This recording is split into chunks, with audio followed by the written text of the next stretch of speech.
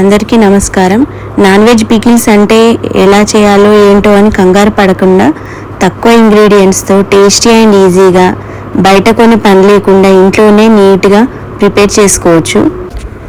Sea food అంటేనే నీచువాసన వస్తుందని భయపడతాం కదా, అలా స్మెల్ ఏమీ రాకుండా చేసుకోవచ్చు. ఈ సమ్మర్లో avakaya, veg and non veg పచ్చళ్ళతో ఎంజాయ్ చేయొచ్చు. మరి సింపుల్గా ప్రాన్స్ పచ్చడిని ఎలా చేయాలో చూద్దాం. నేను 1 kg ప్రాన్స్ని తీసుకున్నాను.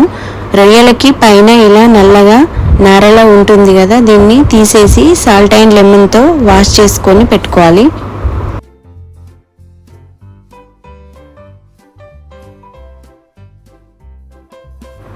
ఇలా నీట్గా 2-3 సార్లు శుభ్రంగా కడుక్కున్న ప్రాన్స్లోకి కొంచెం ఉప్పు, పసుపు వేసుకొని ఒక అరగంట పక్కన పెట్టాలి.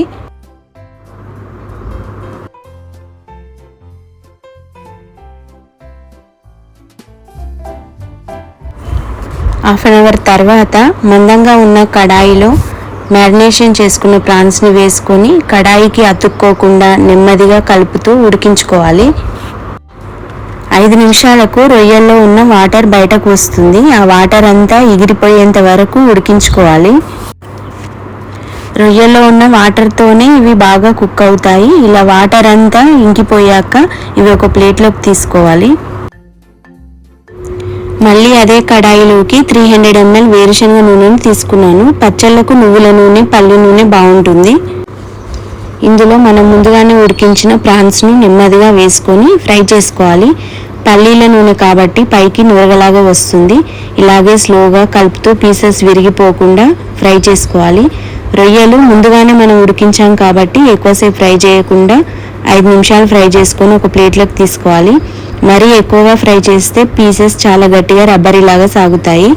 ఇందులోకి మనం మసాలాను ప్రిపేర్ చేసుకుందాం.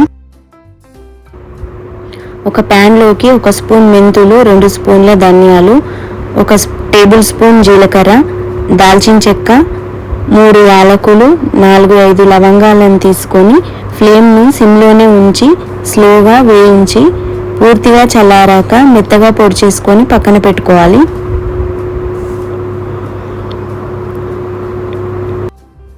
ప్రాన్స్ని ఫ్రై చేసిన ఆయిల్లోనే 2 టేబుల్ స్పూన్ల ఫ్రెష్ అల్లం వెల్లుల్లి పేస్ట్ని వేసుకొని ఒక అర నిమిషం పాటు ఫ్రై చేసుకోవాలి. ఇందులోనే 3 టేబుల్ స్పూన్ల కారం లేదా మీరు తినే కారాన్ని బట్టి కారం తీసుకోండి.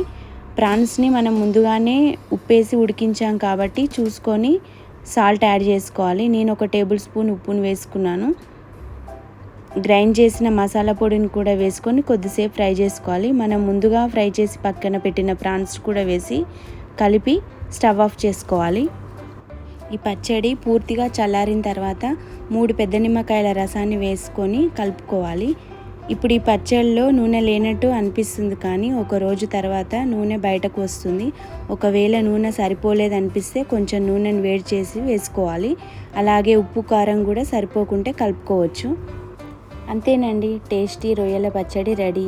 ఇది 2 months వరకు స్టోర్ చేసుకోవచ్చు, లేదా ఫ్రెష్గా అప్పటికప్పుడైనా 1 వీక్ ఉండేలాగా ప్రిపేర్ చేసుకోవచ్చు. బయట కొనకుండా ఇంట్లోనే మనం నీట్గా ఈజీగా చేసుకొని ఎంజాయ్ చేయొచ్చు. మీకు ఈ రెసిపీ నచ్చినట్టయితే ఒక లైక్ చేయండి, షేర్ చేయండి, అలాగే మన ఛానల్ని సబ్స్క్రైబ్ చేయండి. Thanks for watching.